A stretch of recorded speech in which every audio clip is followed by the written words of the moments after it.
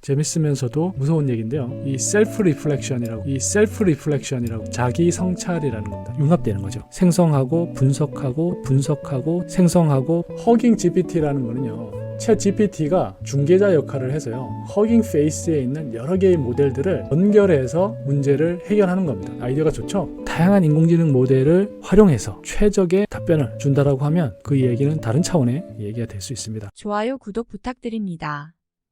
안녕하세요, 오다스입니다. 이번 시간에는요, GPT-4 관련된 새로운 뉴스들이 있어서 소개해드리려고 합니다. 먼저 상당히 중요한 재밌는 이슈인데요. GPT-4가 스스로 성능을 개선할 수 있다고 합니다. 참 이게 재밌으면서도 무서운 얘기인데요. 이 셀프 리플렉션이라고 하는 게요, 자기 성찰이라는 겁니다. 셀프 리플렉션, 자기 성찰 기술, 이렇게 이해를 하시면 되는데, 인공지능 스스로요, 자기 행동과 그리고 결정을 평가하고 이걸 토대로 새로 학습을 하고 개선할 수 있는 그런 능력을 얘기를 합니다. 그 GPT가 출시되면서 이런 그 셀프 리플렉션 관련해서요, 상당한 진전을 보였다고 합니다. 그 성능이 자그만치 30 향상이 됐다고 해요. 대단하죠? 오후 5시에서도 소개를 해드렸었는데요. 이 멀티모달 적용하기 때문에 단순히 텍스트뿐만 아니라 이미지까지도 이제는 분석하고 출력할 수 있는 기능이 생겼습니다. 근데 이 관련돼서는요, 일종의 논문입니다. 그래서 이 논문에서 지금 스스로 학습하는 자기 성찰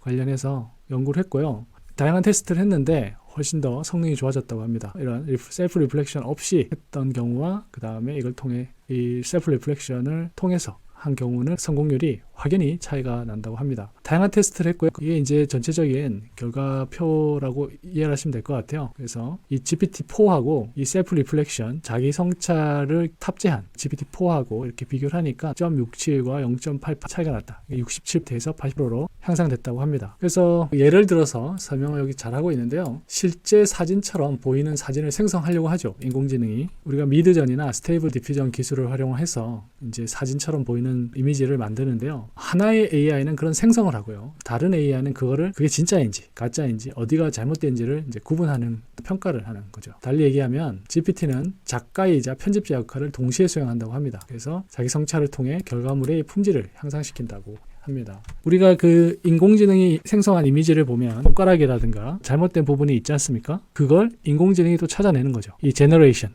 생성. 이 챗 GPT도 그 제너러티브 모델이고요. 미드전이나 스테이블 디퓨전도 이미지 생성 모델이죠.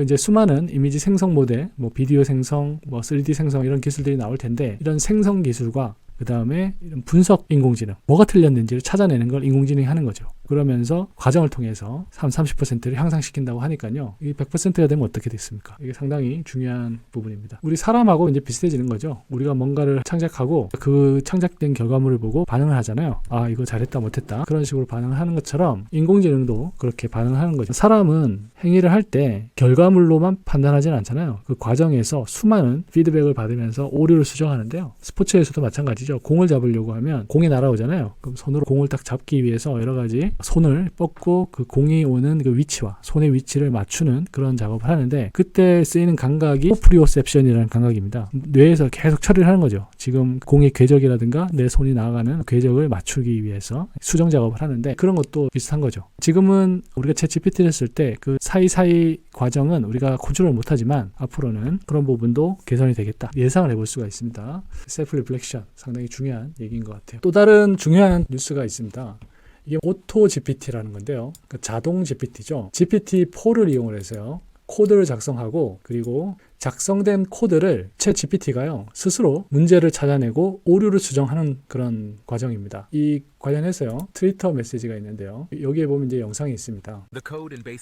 네, 이 오토 GPT가요, 기본 수학 함수에 대한 테스트를 이제 추가를 했는데, 우선 그 매스 파일을요, 실행하고 코드를 테스트하고, 그 다음에 이제 circumference 함수의 구문을, 오류를 수정한 후에 업데이트된 코드하고 테스트를 기본 수학 함수 math.py 파일에 저장합니다. 그리고 마지막에 업데이트된 math.py 파일을 실행해서 코드를 테스트하는 건데요. 그러니까 오토 GPT라는 인공지능이 자체 코드를 실행할 수 있다는 게 정말 중요한 부분인 것 같습니다. 그래서 코드의 문법 오류하고 논리적인 문제를 이제 평가하고 개선하는 거죠. 이런 오토 GPT 이 아이디어를 활용하면요, 그러니까 여러분들이 코딩을 하다가 특정 함수에 대한 테스트를 이제 추가하고 실행할 수가 있는 거예요. 그 코드가 최적화됐는지 정말 효율적인지를 계속 확인을 하면서 작업을 할 수 있다. 그렇게 보시면 될 것 같고요. 앞서 제가 설명드렸던 셀프 리플렉션 인 AI, 그러니까 AI의 자기 성찰하고도 연관된 이야기입니다. 그 오후 5시에서 우리 코딩 얘기를 많이 하고 있잖아요. 그때 코드가 에러가 나면 그 에러 메시지를 프롬프트 창에다가 집어넣으면 그 에러를 또 수정을 해줍니다. 그러니까 이런 과정을 사람이 개입을 하지 않고 컴퓨터가 프로그래밍하고 실행하고 에러 생기면 에러를 수정하고 하는 이 과정을 스스로 한다는 거죠. 그리고 성능도 이제 평가를 하는 거죠. 단순히 에러 문제가 아니고요. 실행을 했는데 그게 어떤 문제가 있어서 그 문제를 스스로 해결하는 거죠. 효율적인 문제, 걸리는 시간이라든가 또 처리한 어떤 그 결과물이 만족스럽지 못하면 그 문제를 개선하기 위해서 스스로 학습을 하는 거고, 또 한편으로는 저희가 또 관심 있는 거는 이제 예술적인 부분입니다. 그 만들어진 결과물이 아름답지가 않아요. 근데 아름답지 않고 아름답고를 인공지능이 분명히 분석할 수가 있습니다. 여러 가지 디자인적인 측면, 예술적인 측면에서 정량화된 방법도 많이 있거든요. 유니크한 예술적인 스타일을 찾는 건 어렵겠지만 그것도 가능하겠죠. 아무튼 그런 예술적으로 AI가 분석해서 예술적으로 코딩을 하거나 이미지를 만들거나 하는 자기 성찰 모델이 탑재가 된다는, 당연히 이 방향으로 흘러가는 건 맞는데 그 결과가 어디까지 갈지 사실 상상이 안 됩니다. 네, 마지막으로 소개해드릴 GPT 관련된 소식은 허깅 GPT라는 겁니다. 이게 뭐냐면요, 허깅 페이스라고 하는 다양한 인공지능 모델이 서비스되는 사이트죠. 허깅 페이스에 보면요, 많은 모델들이 있어요. 지금 보시면은 멀티모달 컴퓨터 비전, 내추럴 랭귀지 프로세싱 해서 쭉 있죠. 예, 대부분의 인공지능 모델들이 여기에 다 올라와져 있는데요.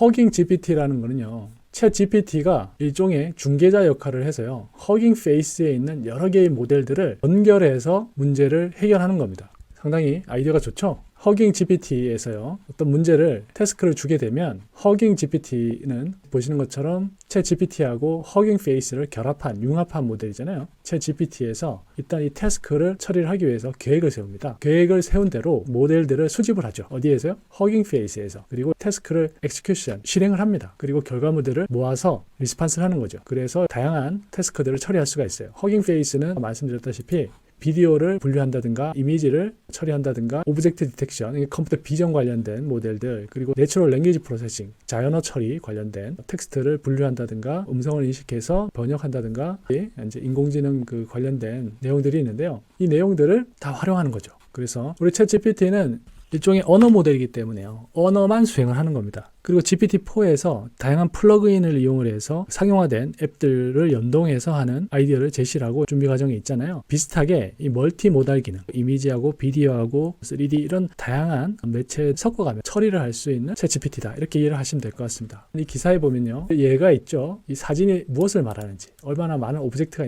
있는지 알아내는 과제가 있다고 생각해요. 그럼 이제 허깅 GPT는 하나의 작은 모델로 계획을 세우고요, 허깅 페이스에서 다양한 과제를 수행할 수 있는 모델을 선택해서 과제를 수행하는, 그렇죠. 이거는 GPT가 갖고 있는 그런 멀티모달의 아이디어입니다. 하지만 챗GPT가 갖고 있는 모델을 허깅 페이스라고 하는 오픈된 인공지능 모델 커뮤니티로 오픈을 해서 그걸 적극적으로 활용한다는 얘기. 그리고 이 아이디어는요, 허깅 GPT라는 마이크로소프트에서 공개된 논문으로 출시가 됐고요. 정말 따끈따끈하네요. 2023년 4월 2일 날 억셉트가 된 좋은 아이디어 같아요. 아무튼 GPT-4가요, 단순히 똑똑해진 그냥 챗 GPT로만 우리가 인식을 할 필요가 없습니다. 그렇게 해서는 안 되고요. GPT-4가 멀티모달 기능을 갖고 있다라고 처음에 공개를 했었고, 그런 관점에서 보면 모든 게 융합되는 거죠. 그리고 스스로 생성하고 분석하고 생성하고 분석하는 자기 성찰 기능뿐만 아니라 다양한 인공지능 모델을 활용해서 최적의 답변을 준다라고 하면 그 얘기는 다른 차원의 얘기가 될 수 있습니다. 오늘 오후 5시에서는요, GPT-4 모델과 관련된 다양한 응용 작업들, 관련 연구들을 소개해드렸고요. 다음 시간에 재밌는 내용으로 인사드리겠습니다. 감사합니다. 좋아요, 구독 부탁드리겠습니다.